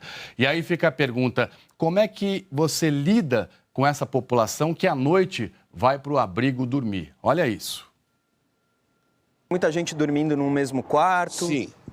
Imagina, 116 homens no mesmo quarto. E dorme muito próximo um do outro? Próximo, é uma beliche do lado da outra. Todo local é um pouco justo, né? Então... Se uma pessoa pegar e não souber, né, não for diagnosticado rapidamente para se destacar da gente, é bem perigoso mesmo. Perigoso, né, Márcio? Por isso que estão construindo agora uns espaços alternativos até com uma distância maior entre as camas para o pessoal poder dormir. Isso seria o ideal. Trali, obrigado mais uma vez. Obrigado, gente. Obrigado. Já vou. Não vou quebrar esse pé. Até mais, até amanhã. A gente vai direto, forte abraço. A gente vai direto agora para o Rio de Janeiro conversar com a Mariana Gross com as últimas informações por lá sobre o combate ao coronavírus. Mariana, bom dia para você. Bom dia, Márcio. Bom dia a todos. 2 navios de cruzeiro de bandeira francesa pediram ajuda humanitária ao Rio para desembarcar passageiros. Um deles é o L'austral, que estava em Montevidéu, no Uruguai, chegou ao Rio no último domingo. A empresa do cruzeiro disse que o navio estava há 10 dias navegando. 252 passageiros desembarcaram no Rio. A condição da Anvisa para o desembarque foi que os passageiros fossem direto para um ônibus e depois levados para dentro dos aviões que farão a viagem de volta ao país de origem. Não há informação de pessoas doentes nos navios. O L'austral saiu do porto do Rio agora de manhã e outro navio da mesma empresa, o Le Boreal, com 324 passageiros, deve chegar ainda hoje. Por aqui continuam as restrições nos transportes, só embarcam passageiros que comprovarem que atuam em serviços essenciais. E hoje cedo nas barcas, na estação de Araribóia, olha só as imagens, a rampa de acesso lotada. Essas imagens foram enviadas para a gente por uma telespectadora. E a gente se pergunta, olhando isso, né? Não era para evitar a aglomeração? A concessionária que administra as barcas informou que as pessoas se aglomeram porque querem. A gente está apurando essa história. E ainda sobre os transportes, com a redução no número de linhas dos ônibus do BRT, houve tumulto na volta para casa de madrugada. Passageiros reclamando da lotação, da demora, olha aí, e da falta de opção. Daqui a pouco, o governador do Rio, Wilson Witzel, dará uma entrevista coletiva para falar sobre novas medidas para minimizar o impacto da crise do coronavírus para a população. Estamos acompanhando também Márcio. Pois é, Mariana, as pessoas estão colaborando, estão ficando em casa, só quem precisa está saindo de casa e usa transporte público. Quer dizer, tem menos gente circulando nos ônibus, nos trens, nas barcas. Só que aí, não sei se é malandragem ou não, os empresários tiram barcas, tiram trem, tiram ônibus. A conta continua a mesma, a média de lotação continua a mesma e o risco de contágio continua o mesmo. Mariana, muito obrigado. Obrigada. Vamos agora com o noticiário internacional. A taxa de contágio do coronavírus em Nova York, epicentro da doença nos Estados Unidos, é tão alarmante que o governo federal orientou qualquer pessoa que tenha passado pela cidade a ficar isolada por 14 dias. Quem tem os detalhes para a gente ao vivo é o Felipe Santana, que fala direto de Nova York, direto da casa dele, porque você continua em quarentena, né, Felipe? Bom dia.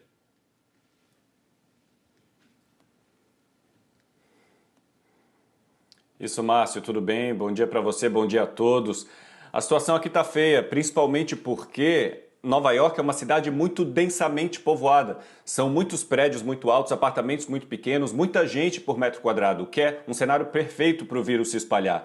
Pelas últimas contas do governo do estado, de cada 700 pessoas, uma já está infectada pelo vírus aqui na cidade. Isso é 5 vezes maior do que qualquer outra parte do país e já é uma média maior do que a da Itália, por exemplo. Já é o epicentro da pandemia aqui nos Estados Unidos, a cidade de Nova York, e parece que vai se tornar o epicentro do mundo. Pelo menos é isso que diz a Organização Mundial da Saúde. O governador Andrew Cuomo disse, inclusive, que o ápice, aquele ponto mais alto da curva, vai chegar aqui mais rápido e mais forte do que estava previsto antes, e por isso ele precisa de pelo menos mais 30 mil respiradores para atender os doentes. Ele disse que não tem esses respiradores agora, pediu ajuda do governo federal. O governador anunciou também que vai abrir 4 hospitais de campanha. O maior deles vai ser um centro de convenções gigantesco que tem aqui perto, vai abrir mais de 1.000 leitos. As Forças Armadas também disseram que vão mandar tendas para fazer hospitais temporários, mas também disseram que os hotéis, as academias de ginástica, os dormitórios estudantis vão ter que se transformar em leitos para atender tanto doente. Mas o secretário da Defesa disse também que essa é uma solução temporária. Eles estão estacionando aqui no porto de Nova York um navio com mais 1.000 leitos, mas também disseram que esses leitos não vão servir para atender os pacientes da Covid-19, e sim os pacientes que chegarem ao hospital com outras doenças nesse momento. Na madrugada, o Senado aprovou finalmente o grande pacote econômico para salvar a economia, um pacote de 2 trilhões de dólares, o maior da história. Vai ficar dividido mais ou menos assim: 100 bilhões de dólares vão para os hospitais, 200 bilhões vão para prioridades domésticas como transportes, idosos, creches, ex-militares, 500 bilhões vão para empréstimos para grandes empresas e 350 bilhões em empréstimos para grandes negócios.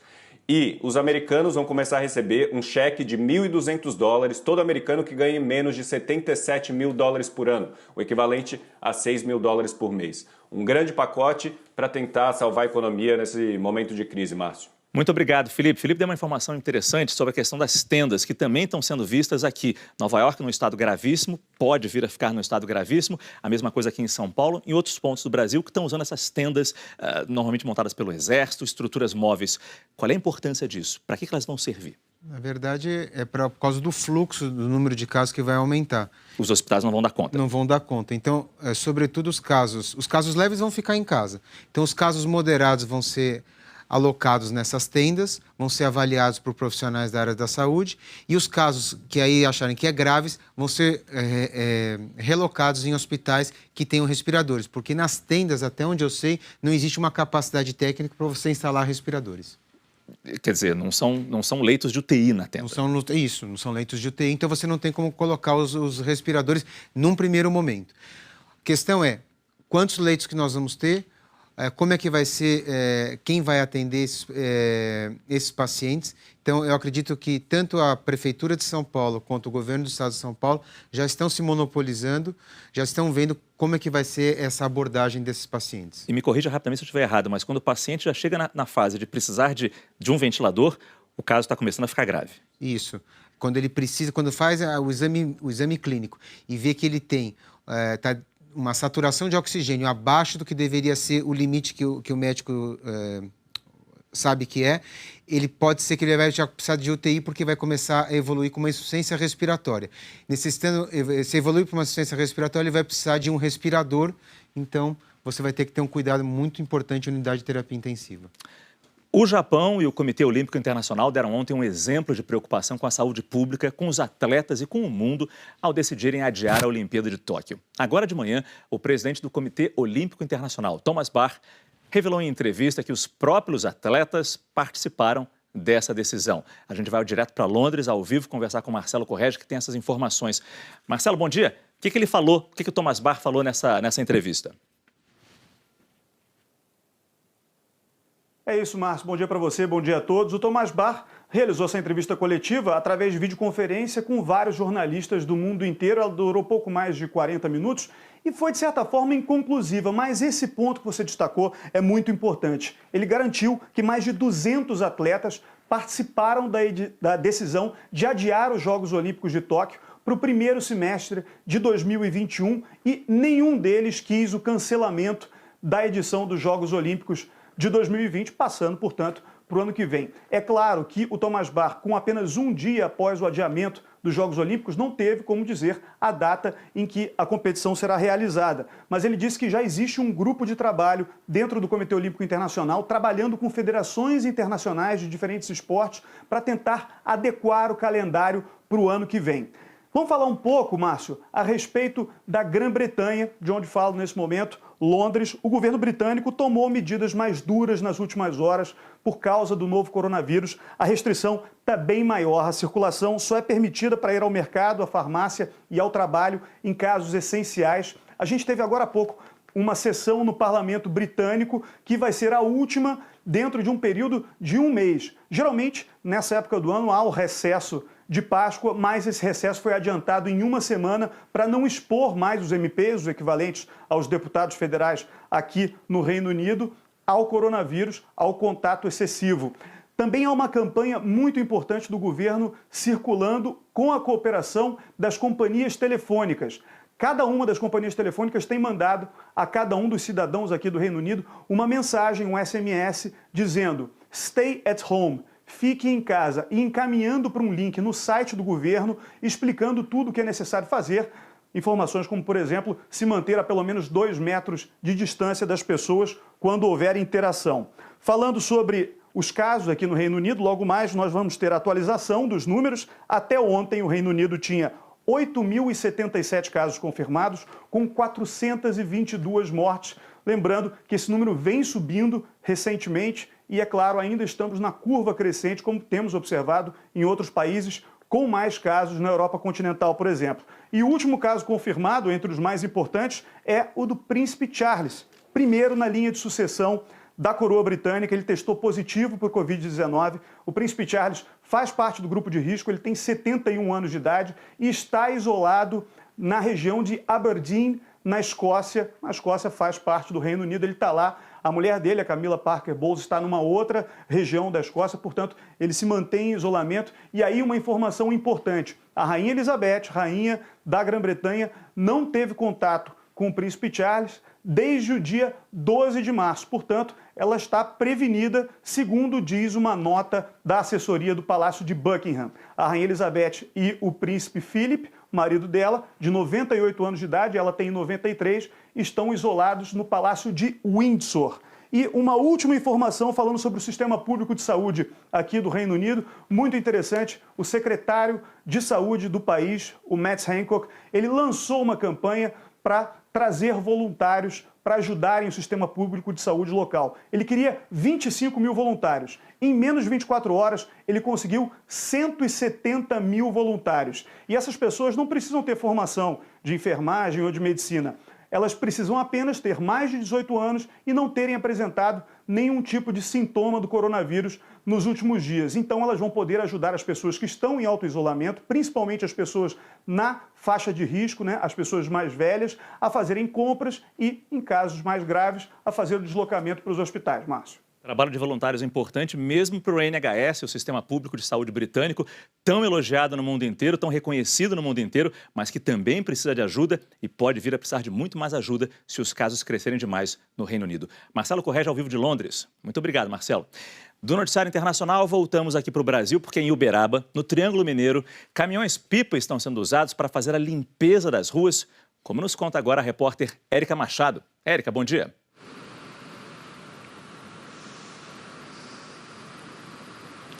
Oi, Márcio, bom dia para você, bom dia a todos. É isso mesmo, a ideia é literalmente lavar algumas ruas de Uberaba onde ainda há certa aglomeração.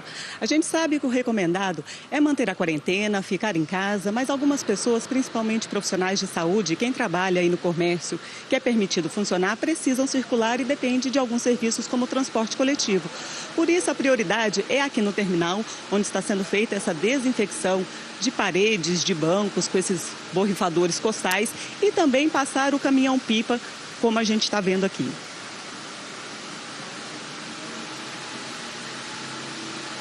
Érica, agradeço demais a sua participação. Agora, doutor, como é que essa limpeza é feita? Só água ou água, produto químico, água e sabão? Teoricamente, deveria ser com algum produto químico para fazer uma limpeza mais efetiva. Mas já fazendo com água já vai ajudar bastante, eu tenho certeza. Doutor Daniel, eu queria voltar com o senhor para a gente falar, já como psiquiatra, para falar dessa questão do isolamento. Com as crianças, é É claro que é uma posição mais delicada, explicar para as crianças, varia muito de idade para idade, mas como abordar o assunto? E como transformar isso numa lição, talvez? Claro, eu acho que uma dica que a gente dá para qualquer pergunta difícil de uma criança é devolver a pergunta, né? E falar assim, o que você já sabe? O que você acha? O que você está vendo? Quando você devolve a pergunta e a criança fala, não, eu ouvi isso, eu ouvi aquilo, você já pega o gancho de qual é ali o discernimento dela, o quanto ela está sabendo ou não. E uma coisa importantíssima é a gente estar tranquilo para poder passar tranquilidade para as crianças, né? Lógico, a gente tem que se cuidar, a gente tem que ficar em casa, tem que lavar a mão e etc. Mas você ficar em pânico dentro de casa, você não vai conseguir passar tranquilidade para ninguém. Então, acho que afinar o discurso a partir da própria criança e não ficar em pânico para ela, não ficar assustada. Doutor Sérgio, a Irene Rocha, vou fazer 76 anos, tenho bronquiectasia, sou hipertensa, diabética e tenho doença coronariana controlada. Tenho uma diarista que vem uma vez por semana e cada dia está numa casa diferente. Devo recebê-la ou não?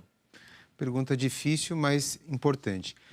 Talvez precise muito dessa ajuda. Ela precisa dessa ajuda pelas características dela. Então, o que tem que fazer? A funcionária dela, a hora que chegar, provavelmente essa funcionária pegou um transporte público, a hora que ela chegar na residência, primeira coisa, lavar a mão com água e sabão, álcool gel, e aí está pronta para o trabalho. E botar um uniforme, talvez uma roupa de casa, uma roupa de ficar em casa. Pode colocar, se quiser por um zelo a mais, pode colocar.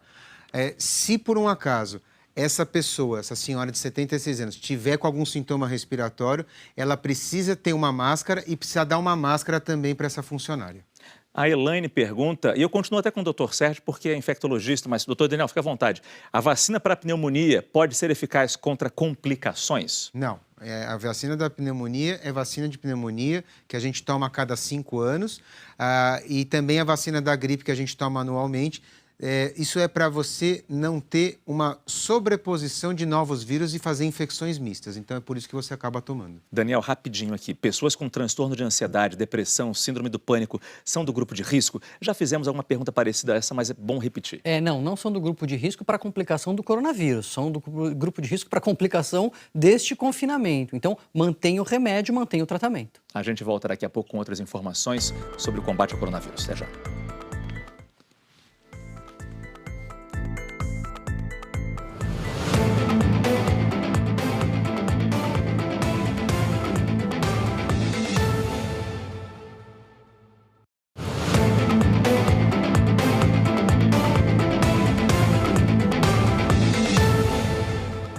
Estamos de volta, 11 horas e 51 minutos. Você viu no início do programa as diversas reações ao pronunciamento de ontem do presidente Jair Bolsonaro, que criticou o isolamento domiciliar, contrariando o que recomendam especialistas do Brasil e do mundo inteiro.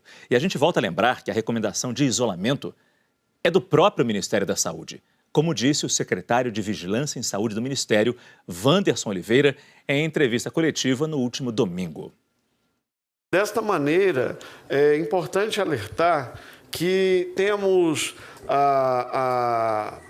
até agora o isolamento ele é recomendado neste momento. Pedimos a todos, reforcem as medidas de isolamento que a Secretaria de Saúde do município, do Estado, do Ministério está pedindo. Sigam as orientações das autoridades de saúde. Disse o doutor Daniel. A gente não sabe em quem confiar agora. Vamos agora falar com a Maria Júlia Coutinho, que está no estúdio do Jornal Hoje, aqui em São Paulo. Maju, bom dia para você. Oi, Márcio, bom dia para você e para todos que nos assistem. Claro que a gente também vai repercutir o pronunciamento do presidente Jair Bolsonaro, que causou perplexidade em todo mundo, né? E as notícias do Brasil e do mundo. Rio de Janeiro, que está em quarentena, criou um calendário escalonado de vacinação contra a gripe. E aí, para evitar aglomerações, de hoje até sábado, vai ser a vez de quem tem 80 anos ou mais. Os outros grupos seguem nas semanas seguintes, tá? E um olhar atento para quem não tem nada, como ficam os sem-teto nessa época de isolamento. O Chico Regueira conta pra gente, o repórter. E o Paraguai estendeu até 12 de abril a quarentena, adotou um toque de recolher noturno. Senado americano vota hoje o pacote de 2 trilhões de dólares para aliviar os impactos econômicos do coronavírus. E a difícil situação lá da Europa, na Espanha, o número de mortos ultrapassou o da China. Só nas últimas 24 horas foram 738 mortes. O governo italiano aumentou o cerco e multa. E a multa também para quem insistir em sair sair de casa de 206 euros para 400 euros. Na Inglaterra, sob quarentena, o vírus chegou à realeza. Príncipe Charles está com a Covid-19. E o maior isolamento do mundo, o primeiro dia de quarentena lá na Índia, que impôs restrições de 21 dias, Márcio, para 1 bilhão e 300 milhões de pessoas. Essas e outras notícias aqui no Jornal Hoje. Eu aguardo vocês, Márcio. Sempre imperdível. Maria Júlia, muito obrigado pela sua participação sempre aqui no nosso combate ao coronavírus. É um prazer. Prazer é todo meu. Bom trabalho para vocês. Vamos direto voltar aqui com as perguntas que você enviou, mas eu tenho uma que chegou também, é da Josiane. Doutor Sérgio, ela mora numa localidade afastada da cidade, onde tem muito ar puro e não tem, que ela saiba pelo menos, nenhum caso suspeito. Mesmo assim, devemos ficar dentro de casa? Sempre tem que ficar dentro de casa, só sair para os serviços essenciais. Agora, o que as pessoas perguntam muito é caminhada. Eu posso fazer uma caminhada? Você pode fazer uma caminhada ou sair com o seu cachorro, mas mantendo o distanciamento das pessoas, e você vai andar na rua por 30, 40 minutos e você vai voltar para a sua residência. Não significa fazer caminhada com grupos. Isso foi... Não se pode. Como eu posso ir ao clube? Não, não pode ir ao clube, porque o clube também está fechado, porque vai criar aglomeração. Ao parque? Não. Você caminha na rua calmamente, faz o passeio com o seu animal doméstico e volta para sua residência. Sem encontrar ninguém, não precisa correr, mas não precisa encontrar ninguém, conversar com ninguém, ter contato com ninguém. Preferencialmente não falar. E voltar direto para casa, preferencialmente não falar. A Gabriela, doutor Daniel, dá para diferenciar a falta de ar de uma crise de ansiedade do sintoma do coronavírus? A falta de ar pode vir sozinha ou sempre vem acompanhada de outro sintoma? Gabriela, na verdade, a falta de ar do coronavírus, normalmente ela vem com os outros sintomas, né? De febre, de tosse e falta de ar. A falta de ar da ansiedade, ela é assim, aquela respiração mais ofegante, que a pessoa se sente desesperada e ela percebe que tem uma preocupação junto que está vindo por trás. E normalmente ela é isolada, ela não vem com nenhum sintoma clínico. Então, dá para tentar essa diferenciação sim. E mais, né? A falta de ar da ansiedade tende a passar, porque a ansiedade ela também é cíclica, ela sobe e desce. E o senhor falou da febre. A febre é de quantos graus? Esse é um dado que eu ia até interceptar. Essa é uma dúvida minha, dúvida do Daniel de São Paulo. Na verdade, nós caracterizamos como febre tudo acima de 37,8 graus Celsius em temperatura axilar. Então, eu estou com febre interna. Isso não caracteriza a febre. Você tem que mensurar essa febre, essa medida de temperatura para a gente saber o valor e poder tomar uma conduta. Febre interna existe? O que é isso? Existe. Os pacientes sempre falam, doutor, estou com uma febre interna, estou com uma quentura. Aí vai medir? Aí vai medir, não tem nada. É uma sensação que a pessoa tem. É um calor. É um calor. A Daniele, máscaras de tecido, doutor Sérgio, feitas em casa, protegem contra o coronavírus? A gente tem falado aqui que as pessoas não precisam correr atrás de máscara, que elas têm que deixar as máscaras, aliás, precisam deixar as máscaras que estão em falta para os profissionais de saúde ou se a pessoa está doente. Mas ela está falando aqui, máscaras de tecido feitas em casa, protegem? Então, essa é muito complicada essa resposta. O CDC lá de Atlanta, dos Estados Unidos, devido à falta de máscaras no mercado, liberou as máscaras de pano num primeiro momento para poder disponibilizar para a população. Na verdade, ela só vai funcionar, ela não vai filtrar nada essa máscara. Só vai fazer com que você não tenha a eliminação de gotículas no ar.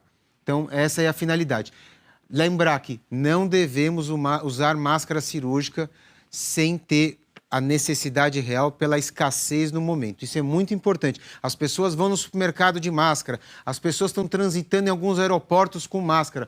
A gente tem escassez nesse momento, nós temos que usar um pouco a consciência no país. Eu fui ontem ao mercado, numa compra rápida, naturalmente, tinha muita gente de máscara lá. E não é necessário. Porque você vai usar máscara se você tiver sintomático respiratório. Se você está sintomático respiratório, você não vai ao supermercado. Não deve sair de casa. Jamais. Luiz Augusto, doutor Daniel, sou funcionário dos Correios. O que nós que trabalhamos na rua podemos fazer? Olha, é até, enfim... É até interessante que ele não trabalha em aglomeração em princípio, né? Trabalha mas tem contato em lugar com aberto. pessoas, Então, né? esse é um primeiro lado bom. O lado ruim é que ele está pegando coisa, encostando no portão dos outros, na caixa do correio dos outros. E aí é andar com o seu frasquinho de álcool gel, mexeu, lava, mexeu, lava, mexeu, lava. Isso vai, pelo menos, trazer uma proteção desse contato. O Vinícius faz uma pergunta aqui, doutor Sérgio. O tradicional sabão amarelo de roupas é eficaz na limpeza ou somente o sabão antibacteriano? Sabão normal você vai fazer. O que a dona de casa faz no seu dia a dia, ela deve continuar mantendo. Isso é clássico. Sabonete, né? Sabonete. Qualquer um. Ah, gente, agradeço muito a presença de vocês, Dr. Daniel Barros e Dr. Sérgio Zimmermann. Muito obrigado pelas explicações, foram ótimas respostas. Eu acho que a gente atendeu aí um bom número de pessoas. Muito obrigado, até a próxima. Muito obrigado. Essa edição termina aqui. Para rever este combate ao coronavírus, basta ir no Globoplay e você também já sabe. Pega o seu celular e aponte a câmera para esse QR Code aqui embaixo. Você vai direto para a página do G1, cheia de perguntas e respostas sobre a Covid-19. Nós terminamos repetindo, quando a gente se protege do vírus, está protegendo a todos. É a Globo ao seu lado no combate ao coronavírus. Você assiste agora as notícias do seu estado. Boa tarde.